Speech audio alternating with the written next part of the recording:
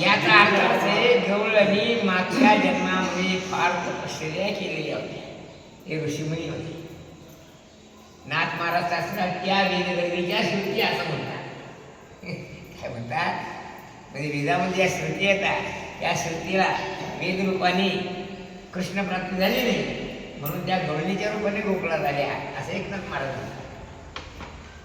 काय एक गोष्ट खरी की गवळणी या तपश्चर्या संपन्न होत्या म्हणूनच त्यांना कृष्णाचं दर्शन झालं. कारण पापी माणसाला पंढरपूर घडत नसते. येतात पंढरपूरला हा घडलं का मग नाही पापी पापीला पंढरपूर किंवा आभावी या देव कळत नसते. कोणी एक बोलली नाही विकिता गोरस घ्या म्हणे. काय म्हणाली बोलली म्हणजे देवा निवर्जित झाली कृष्णरूप झाली. देवाला आली नाही दुधी प्यायला गेली पण हरीच घ्या म्हणते. जर तुकाराम महाराज देव घ्या कोणी ऐका लागलं लोक का देव नलगे का साठवणीचे पण ज्यात देव ठेवायचा त्याच्यात काम करून मग मस्त बनले मग आमले देव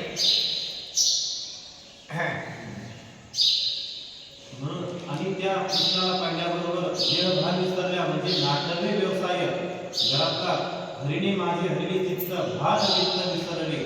भार म्हणजे आता कैशी जाऊ घरा हे बरा पारखी असे सांगता गोष्टी घरची कृती घरचे जे कुटाळ लोक असतात ते जात खाते काय नाही पुढे या पुस्तकाने आमचे चित्त आकृष्ट केल्यामुळे आकर्षित केल्यामुळे नाटवे व्यवसाय घरातील सर्व कामधंदा जबाबदाऱ्या नाटवे हो काही संसाराची ऐकून या गती श्रीकृष्णाची गती श्रीकृष्णाची अवस्था काय पाहिल्याबरोबर संसाराची स्थिती आठवतच नाही. अर्थात त्याचं मन प्रपंचात दिलतच नाही. ज्या अर्थी काय की श्रीकृष्णाची संगती घडली असता संसारात स्थिती आठवतच नाही. कधी दिवस जातो आणि कधी मावळतो काही मिळत नाही. नकळे दिवस की राहते. त्यामध्ये जे लोक भजनामध्ये तल्लीन झालेले काय भक्ती रसामृत पान करायला लागलेले त्यांना दिवस कधी उडवतो कधी जातो आता कोणता वार आहे ध्यान जाते. त्याच्या ध्यानकडे श्रीकृष्णाच्या चरित्र ध्यान असल्या कारणाने त्याला संसाराची आठवतं पुढे मनामध्ये कृष्णच बसल्यामुळे नाटवे व्यवसाय दिसे कृष्णानुसार आणि सर्वत्र व्यापक असणारा त्रैलोक्याचा रूप म्हणजे राजा हा श्रीकृष्ण तो जिकडे पाहिजे अरे हा त्रिभुवनीचा राजा सकळ लोक त्याच्या प्रजा त्याच्या चरणाला भजा आणि हा त्रैलोक्याचा राजा असणारा श्रीकृष्ण तो मनामध्ये बसल्यामुळे त्याने आमचे चित्त हरण केल्यामुळे सर्वत्र जिकडे पाहावे तिकडे तो दिसत आहे. आणि असा श्रीकृष्ण भगवान म्हणे याच्या मुरलीचा ध्वनी ऐकत असताना मुग्ध झाली. सत्य असोनिया अनंत हा ज्ञानी वा या अभंगाच्या या गोळींचा अशाच निळव महाराज सगळ्या गोळीने अशाच कशाला असं म्हणजे आता म्हणून दाखवलं तसे चार चरणीच्या गवळणी येतात. नित्यानंदा पुढे आनंद तो कोण विषय सुख बाई बापुढे ते क्षीण ही गवळण निरोबा महाराज. कारण असं झाला की निरोबा महाराजच्या गवळणीमध्ये 100% वेद असते. म्हणून वारकरी संप्रदायामध्ये निरोबा महाराजच्या गवळणी काय तत्वज्ञानी पुरुषाला अत्यंत आनंद देणारे आहे. पण गवळण म्हणावी तर निळोबा महाराज, अभंग म्हणावा तर तुकाराम महाराजांचा, आणि ओव्या गाव्या तर ज्ञानेश्वर महाराज. ओवी ज्ञानेश्वर आर्या मोरोपंतांची भगवाने प्रसिद्ध तुकय्या असे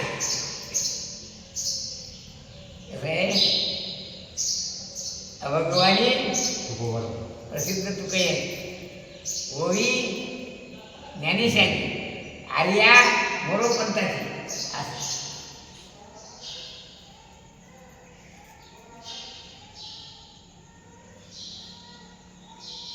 सत्य असोनिया अनंत ज्ञानी भिन्न भरला आकाश रूपानी अतीत फळ हा बाई पवनाहुनी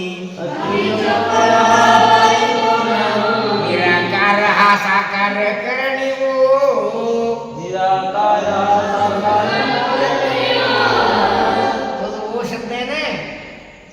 बाईच्या मुखातला शब्द आहे. सुख झाले हो लोक हो म्हणतात. सुख झाले हो हो नाही हो. त्या साधने हा शब्द स्त्रीवाची आहे का नाही. आणि मित्र शब्द पुरुषवाची काय नाही. गड्या म्हणजे काय पुरुषवाची शब्द आहे. साधने म्हणजे रूप पाहत आलो त्यांनी ही गवळण आहे हे ध्यान ठेवा. काय म्हणून आम्ही म्हणतो वारकरी संप्रदाय भजनाची सुरुवात गवळणीपासून होते आणि शेवट गवळणी असा नियम. कसा नियम आहे. कसा नियम आहे. भजनाची सुरुवात गवळणीपासून आणि शेवट काय. गवळणी भक्तीची कला होती. म्हणून बुद्धावर सुद्धा गवळणीला गुरु केलं होतं. एवढा मोठा महाब्रह्मज्ञानी कोण उद्धव. पण तो सुद्धा गवळणीमध्ये हरला. सद्गती तर तो उद्धव राव असा त्याच्या अंगावर अष्टसात्विक बाब निर्माण झाली.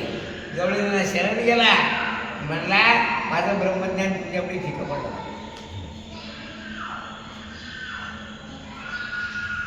काही अद्भुत हे नवनत याची हे घडो नाही घडवो विरा विग्रह या कारण जगाची. पुढे काय ते गुणगाची याचे काही अद्भुत हे नवनत याची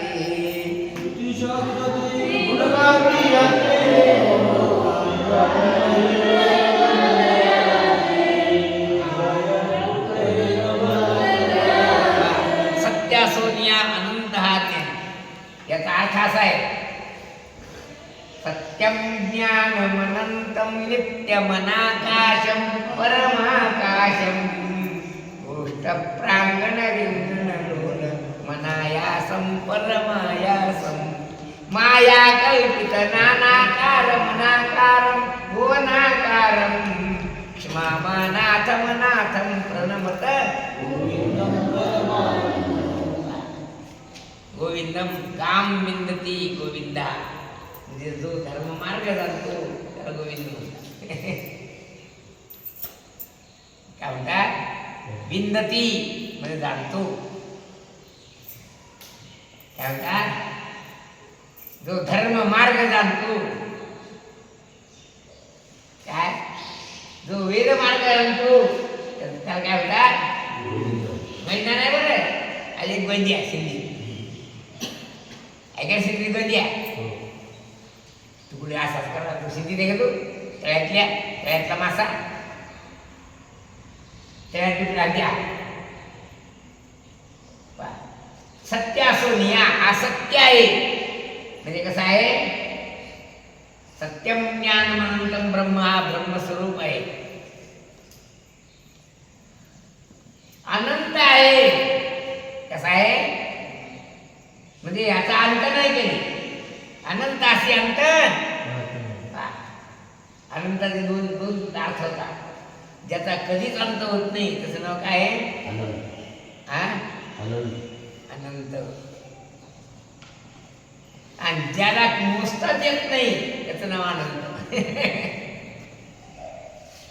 किती पैसे तुझं आनंद आहे. म्हणजे गणित संख्याशास्त्राची समाप्त होऊन जाते त्याचं नाव आनंद. ज्ञानी हे ज्ञानस्वरूप आहे, अर्थात सचिदानंद स्वरूप आहे. आत्मस्वरूपाशी अत्यंत भिन्न आहे. कसं आहे? कसं आहे? आत्मस्वरूपाशी अत्यंत अभिन्न आहे. आणि हा अभिन्न असूनही सभूमीम विश्वतोत्वा काय पृथ्वी आदी पंचमहाभूताला व्यापून सुद्धा हा अत्यतिष्ठ दशांगुलम शिल्लक राहिलेला आहे. वाचा.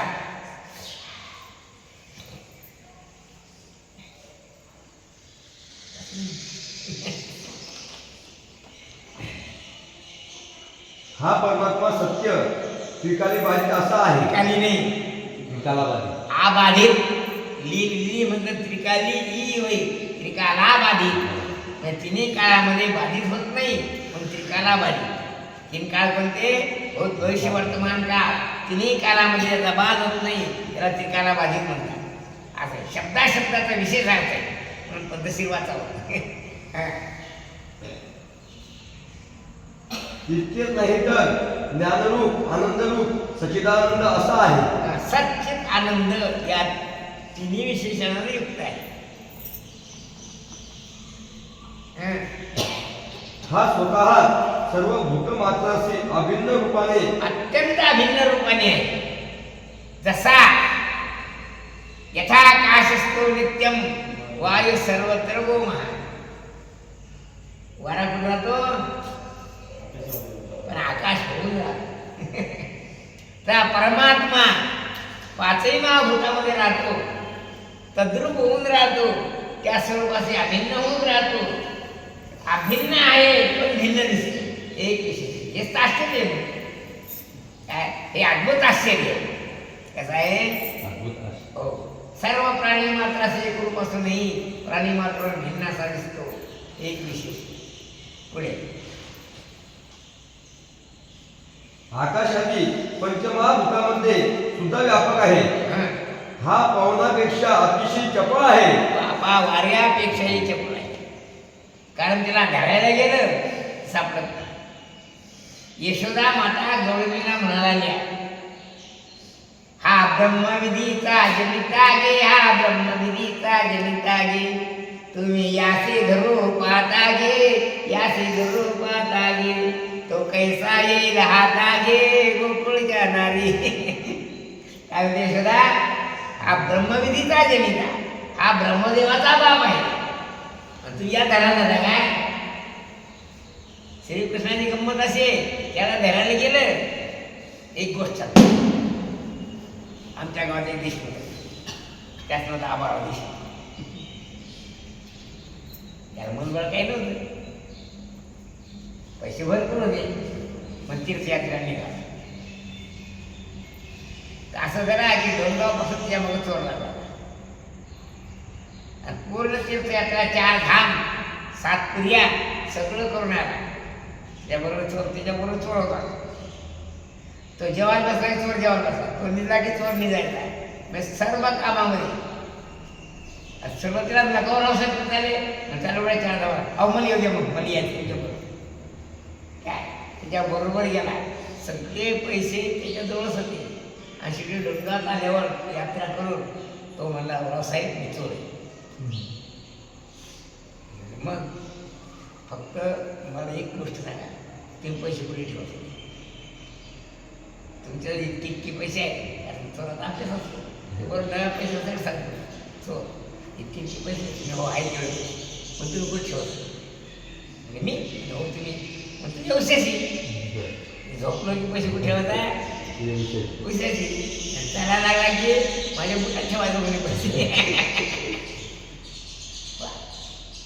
आता असं जर चोराच्या उशाशी पैसे ठेवले, हा झोपला की चोर उठायचा आणि पाहायचा पैसे त्याला की सापडून दिलं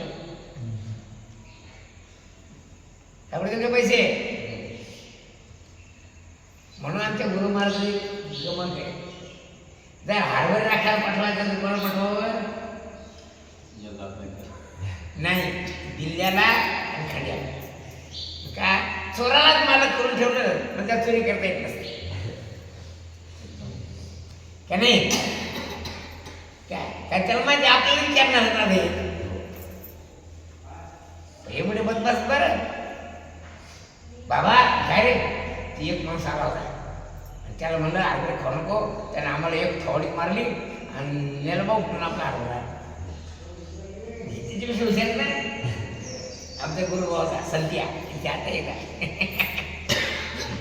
गैरिया आम्ही बसून आलो याचं दाखवलं या टेकड्यासारख्या टेकड्याची जायची नाही तेवढीच जागा आहे नदीच्या काठी. आम्ही ते खडक फोडले काय सगळ्या पोरापर्यंत ते पोळ पोळ घातले का ते हिमतराव घातली तू दाखवलं मी हिमतराव घातली मुंबईत हिमतराव असते ना त्यांना त्याने पोळ घातली आम्ही दगड घातली झाला असं केलं. खालचा भाग खाली करून वरचा बरोबर ठेवला आणि खालच्या भागात इंद्राणीचा गाळा लावला त्याचा ऊस 3 आधे ऊस आला त्याचा रस काढला तर 3 कढाया भरल्या किती 3 कढया. हो मग सध्या काय करायचा तिकडून नाल्यातून जायचा नाला पाला तो त्या नाल्यातून जायचा ऊस खायचा आणि आम्हाला मध्ये सांगायचा पाहो इकडून कोणतरी आलं आणि पाहिजे इतकं ऊस खाला आपली.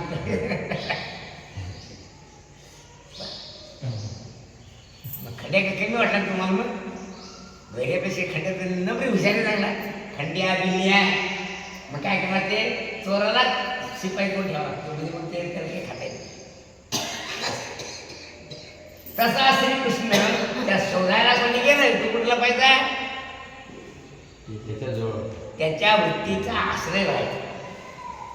काय वृत्तीचा विषय आहे वृत्तीचा आश्रय परमात्मा.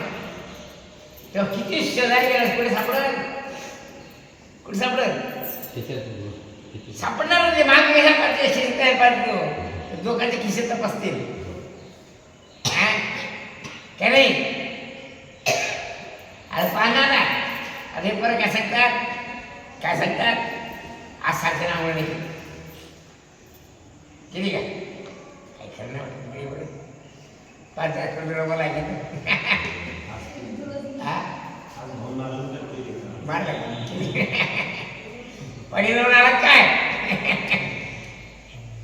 हे पा पोरं काय करायचे खरे त्याच्यामध्ये काय राम गेली काय हो इकडे मग ते कर्जला पाहिजे ते ध्यानात आलं ते काय करायचे तोंड यायचे केस वले होते वरचे डोक्याचे कवले पाणी मग त्याचे काय करायचे चला सगळ्यांना माझ्या बरोबर चला मला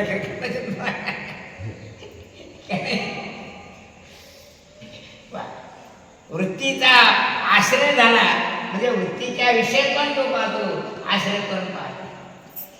म्हणून अति चपळ आहे चपळ म्हणजे त्याला धरता धरवल्या जात नाही दुर्धर आहे. किती चपळ आहे वार्यापेक्षाही चपळ.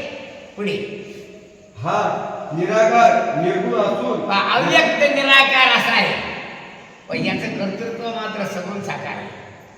पुढे निर्गुण असून याची कृती सगुण साकार अशी आहे. बाई या श्रीकृष्णाचे काय म्हणून आश्चर्य सांगू. कारण गंमत अशी आहे श्रीकृष्ण ज्यावेळेला मुसळीला गेला त्यावेळेला गवळणी त्याच्या आठवणी कळून एकमेकींना सांगितलं. म्हणून विनोबा महाराज लिहिता आईच्या गवळणी त्या बोलती परस्परी करुणी विस्मय आपल्या अंतरी. श्रीकृष्णाच्या गोष्टीचं स्मरण करून की आपल्या मनातल्या मनात विस्मय म्हणजे आश्चर्य व्यक्त केले असा श्रीकृष्ण होता. पुढे ज्या गोष्टी जी कामे पूर्ण ब्रह्मांडातही कोणी करू शकत नाही. उदाहरणार्थ माणसाला गर्भ राहू शकत नाही राहतो पण त्याने करून दाखवला राहतो कोण श्रीकृष्णाने. कारण कोणाच्या पोटी मुसळ जन्माला आलाय कृष्णाच्याच पराच्या सांगून कृष्णाचा मुलगा होता. म्हणजे माणसाला गर्भ राहत नाही राहत मुसळ जन्माला येते काय पण त्याने करून दाखवलं ना, आलं दुसऱ्या जन्माला. उग्रसेनाचं रिपीट केलं, फेकून केलं. कसं माझा शिंग असत काय पण आहेत एक ऋषीने काय शंकर ऋषी. म्हणजे ज्या गोष्टी अशक्य येतात त्या गोष्टी प्रत्यक्ष करून दाखवतो. याचं नाव आहे अघटित घटना पटीयसी माया. काय श्रुतीशब्द निगमांत शोधका, म्हणजे वेद वेदांगाचा अभ्यास करणारे लोक सुद्धा, त्यांना सुद्धा त्या धनादी निदर्शने ना सध्या धनाची लालसा दाखवून त्या लोक निर्माण करतात. पुढे अघटित आहे पण जे घटित नाही ते अघटित आहे. जे कधीच घडत नाही ते घडवून दाखवतो. असा हा श्रीकृष्ण. पुढे अघटित आहे पण हा प्रत्यक्ष घडवून दाखवितो. हा लीला विग्रही परमात्मा आहे. अघटित घटना पटीयसी माया. त्या सांगतात अपगत गुणवर्ण जात वेदे सुखचिती विप्रविडाद्य अंकृतिंच घटयति जगदीश जीव वेदम अघटित घटना पटीयसी माया. माया परमात्म्याची शक्ती आहे. कृष्णाची जी शक्ती आहे तेव्हा आपल्या माया शक्तीद्वारानं कृष्ण काही करून दाखवतो. पाहता ईश जीवर आला आहे का नाही, आणि त्याच्या पुढे कोण प्रेमीवर आला. आता पियुष्या माझ्याकडे यायला लागला का पियुष्यापासून दूर जायला लागला. कसं आहे खरं काय समजा आता, काय समजा काय समजा. किंवा आकाशात उडणारे पक्षी हा चंद्राकडे चालले समजावं का चंद्रापासून खाली दूर चालले असं समजावं. काय समजा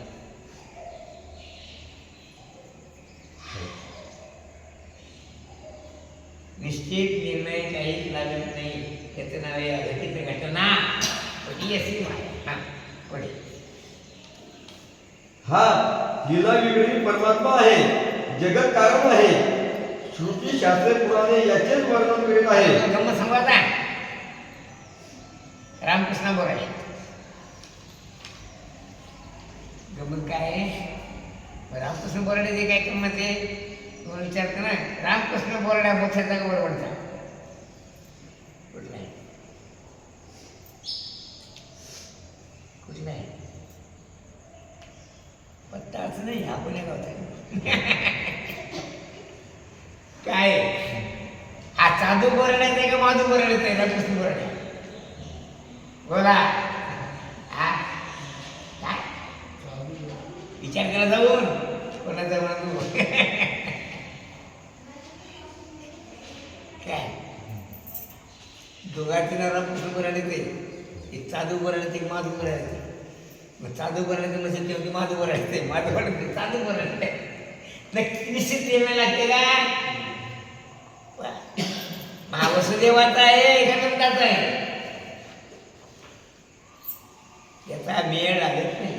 अघटित घटना पुढे याने समुद्रात बुडून मरण पावलेला गुरुपुत्र. एकदा असं झालं श्रीकृष्ण गुरुच्या घरी 12 वर्ष राहिला. किती वर्ष राहिला. मग आमचं म्हणणं तेच आहे की आश्रमात किती दिवस राहा किती 12वी पास झाले. काय असा विधी आहे गुरुच्या घरी किती दिवस राहायचं 12 वर्ष. श्रीकृष्ण गुरुच्या घरी किती दिवस राहिला 12 वर्ष. त्याच्या गुरुचं नाव सांदीपनी होतं. कोणाच्या विद्याभ्यास झाल्यानंतर असा नियम आहे की गुरुला दक्षिणा दिल्याशिवाय जाऊ नये. काय 12 वर्ष झाल्यानंतर श्रीकृष्णानं गुरुला मानलं महाराज आता आमची घरी जायची इच्छा तेव्हा आपली गुरुदक्षिणा काय सांगायला. सांदीपनी गुरु ही गोष्ट जाणत होती श्रीकृष्ण साक्षात परमात्मा आहे. काय जाणत होते हे म्हणजे अरे तुझं दर्शन आम्हाला झालं हेच आमचं बाकी. तुझ्यापासून काय मागावं. आणि विशेष हे पण कृष्णाचं दर्शन झाले असता माणसाला कोणतीच वास्तू शिल्लक राहत काय काय म्हणला काय म्हणतात ज्यानं देव पाहला त्याच्या सर्व वासना निवृत्त होतात. काय आणि तो निर्भय माणूस होतो एक विशेषपणा. ज्या देव पाहतो कसा तो अभयमय जनक प्राप्तोस असं श्रुती सांगते. काय म्हणतात तो अभयत्वाला प्राप्त होतो. तुकाराम मला सांगता देव देखीला तो कवना नाही घ्या. कारण भयाचं कारण स्वश्रेष्ठ स्वविरोधी असं बोलीत राहत. कारण सर्व लोक आत्मस्वरूपाशी अत्यंत भिन्न आहे असं त्याच्या ध्यानात येते. काय स्वश्रेष्ठ स्वभिन्न स्वविरोधी या तिघापासून असं भय असते. पण आत्मज्ञानी पुरुषाच्या दृष्टीनं असं कोणीच नसल्या कारणानं तो अभयत्वाला प्राप्त कसा होतो. पुढे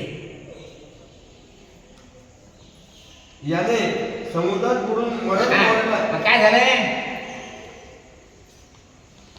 गुरु माताला काही रावले गेलं तिला गेलं राहिला. गड्या तू 12 वर्ष इथे राहिलास तेव्हा आमच्या असं ध्यानात आलं तू काहीही करू शकतोस. काय तेव्हा आमचा एक मुलगा समुद्रात स्नानाला गेला आणि तिकडेच मेला लाटेत पडून बुडला. तेवढा आणून दिसत तर बरं होईल मग. काय झालं ज्ञानेश्वर महाराजांचा मृत गुरुपुत्र आलेला तो पोवाडा केला. काय म्हणतात मेलेला गुरुचा मुलगा त्यांना यमधर्मातून आणून दिला.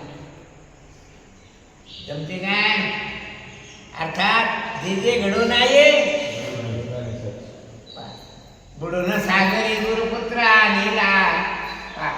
ब्रह्मा डोळ साते वेद शिकविला.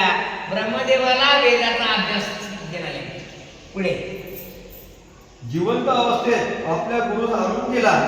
महान ज्ञानी मेलेला असलेला जिवंत धरून आणून दिला. पाठीची गंमत आहे. महान ज्ञानी असलेला ब्रह्मदेव त्याचही याने त्याला एक शिकवला याने. हिरण्यकशिपूच्या राजसभेतील खांब त्याचे भंजन करून मग खांबाला फोडून नरसिंह म्हणून प्रगट झाला. खांबातून याने कसं आहे लोक म्हणतात का हो महाराज तुमच्यासारखे सगळे जग झाले मग जग कसं चालत. जगात काय देवाला कुठून येत आहे कुठे जात आहे. खांबातून नरसिंहाचा जन्म झाला आणि उकरड्यातून गोरक्षनाथ निर्माण झाला. हत्तीच्या कानात अनेकनाथ झाला. असं काय त्रिसुरा नावाच्या राक्षसाने गोपबालाचे रूप धारण करून श्रीकृष्णाशी शलवाद करू लागला. काय करायला शलवाद काय छळवाद शलवाद छळू लागला. छळ करू लागला कृष्णाचा. पण त्याने तेव्हाच ओळखला त्याला मारून टाकला. ज्याने त्याला मारून यमलोकी पाठविले. कपटी पा काळ येवनास काळ येवन मुसलमान होता. येवन म्हणजे मुसलमान. काय त्याला देवतेचा आशीर्वाद होता की यदुवंशात जे जे जन्माला येईल त्याला तो मारू शकतो. आणि कृष्णाला मारण्याकरता मुद्दाम जरासंधाने बरोबर घेतलं. म्हणजे मुसलमान तेव्हापासून भरतात. पण युक्तीने मारला म्हणजे त्याला माहित होतं की स्वतः विष्णूनं मुचकुंदाला वरदान दिलं होतं की जो तू झोप म्हणेल तो मरण पाव. म्हणून हा मुचकुंदाच्या त्याला भुलवत मुचकुंदाच्या गुहेत त्याला गेलं. आपल्या अंगाचा पिता मग त्याच्या अंगात टाकून दिला. आणि त्या काळीला राग आता लात मारली झाला. झोपी उठला असा पाहू लागला तर धाडधाड काळी वेळ पेटला. कशाने मारला युक्तीने मारलेला. कारण तो यदुवंशाला म्हणत नव्हतं. पुढे कपटी काळ येवनास मुतकुंदाचे गुहेत येऊन युक्तीने त्याचा वध केला. आपल्या झालंय काळ येवनाने मथुरेला वेळा दिला होता. हा गेला मी युद्धाला म्हणतो एकटाच नो आपलं सैन्य या लोकेशन महाराज नाही करत. तुझं माझं वय हे नाही त्यातून तो म्हणू आपण दोघं द्वंद्व होईल. मग झाले ठरलं म्हणलं हाताला पुढे पुढे पुढे आणि कुठं आता या लोकांना दाखवत आपल्याला आपण थोडी मोठं पटांगणात जाऊ. पटांगणात गेला, दूर गेला. कशात दूर गेला, पा बनवला तुझं माझं भाडं झालं, हे पडलो लहान. आणि समजा तुझं हळदी पाणी आली तुला, तुझं सैन्य अंगावर जाऊन येईल. माझं सैन्यच नाही, आपलं दोघांचं युद्ध. मग तिकडे चाल असं करून करून दूर दूर गेल्यानंतर आज चांगली युद्ध करा. का हो तुझे मोठे माणसं आले ते बारीक हो, आता पळायला लागेल म्हणे. श्रीकृष्ण पळायला लागले पण त्याचं नाव ठेवलं छोड. त्याचं काढलं छोड. रात्र पळत गेला मला छोड नाव ठेवलं. दूर गेला पळत पळत गेला दूर आताच्या मा थांब म्हणे आता म्हणजे पळायला लागला तू आता कुठपर्यंत पळशील कारण त्याला आशीर्वाद देवते का. पळता पळता पळता मुस्कुंद दिसला. आता तू कुठलं पण आता पळून जात असेल तुला म्हणणार काय, कारण आपल्या अंगाला पितांबर त्या मुस्कुंद अंगावर टाकून दिला आणि त्याला त्याचाच आशीर्वाद होता कृष्णाचा आणि विष्णूचा. ते म्हणे बा मी इतकं युद्ध केला तर मला तुला धोका वाटतं म्हणे काय. तेव्हा श्रीकृष्णाचा आशीर्वाद दिला तू झोप या वेळ जमीन तुला कोणी उठवायला येणार नाही. आला तर तू त्याला पाहिलं की तू जाऊन भस्म होईल. त्याला माहीतच होतं मग. तेव्हा मुस्कुंदाला लाट मारली काळ्या उन्हानं तर उठण्याचा पाहू लागला तर धाड झाला पेटला मुस्कुंदाला. युक्तीने मारी पुढे इंद्राचा गर्व हरण करण्याकरता काय गोवर्धन पर्वत उचलला पुढे. आपल्या करंगुळीच्या नखाग्रावर गोवर्धन पर्वत उचलून धरला. गोवर्धन पूजा करून इंद्राचा गर्व हरण केला. बालपणी अंगणात रांगत असताना अनेक राक्षसांचा नाश केला. रजनी चोरीत लोणी काय हे जसे चरित्र केले नारायण. हे जसे म्हणजे रांगता चोऱ्या करता काही लोकांचा उद्धार केला, काही दैत्यांचा नाश केला. ज्ञानेश्वर महाराज लिहितात नुघडता बालपणाची फुली जेणे मी आदानवी सृष्टी केली करी धरोणी उमानली महेंद्र महिमा. कालिंदीचे हृदय शिरले पेढीने जळत गोकुळ राखिले वासरवासाठी लावले विरंतीच पिसे. असे कामं तर लहानपणीच केले.